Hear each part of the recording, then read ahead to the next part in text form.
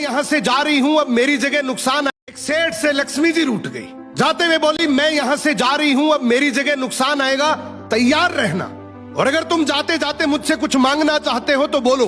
सेठ बहुत समझदार था, बड़ी विनम्रता से बोला माता नुकसान आ रहा है तो आने दीजिए, बस मुझे आप एक वरदान दीजिए कि मेरे परिवार में हमेशा सुख शांति बनी रहे।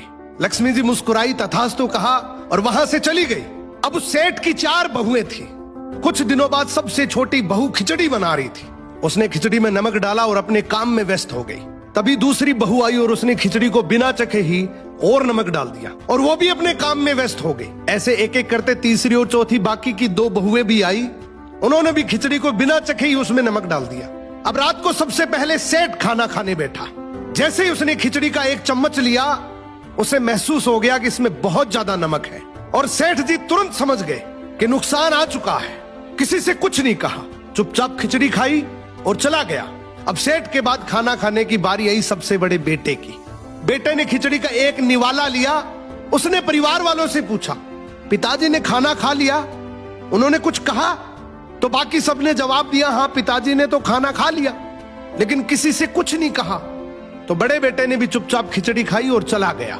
ऐसे ही करके परिवार के बाकी सारे सदस्य एक एक करके आए, अपने से पहले वालों के बारे में पूछा, कुछ नहीं कहा, चुपचाप खिचड़ी खाई और चले गए।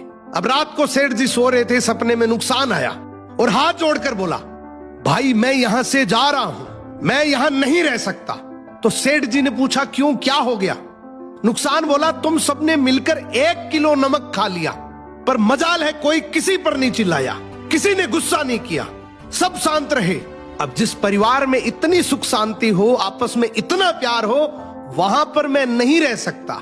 निष्कर्ष कि जिंदगी है तो उतार चढ़ाव, दुख सुख, फायदा नुकसान सब चलता रहेगा, लेकिन जिस परिवार में आपस में लोगों में प्यार है, सुख शांति है, छोटे में आदर, बड़े में बड़प्पन है, उस परिवार का कोई नुकसान, कोई आपदा कुछ नहीं बिगाड़ सकती। एक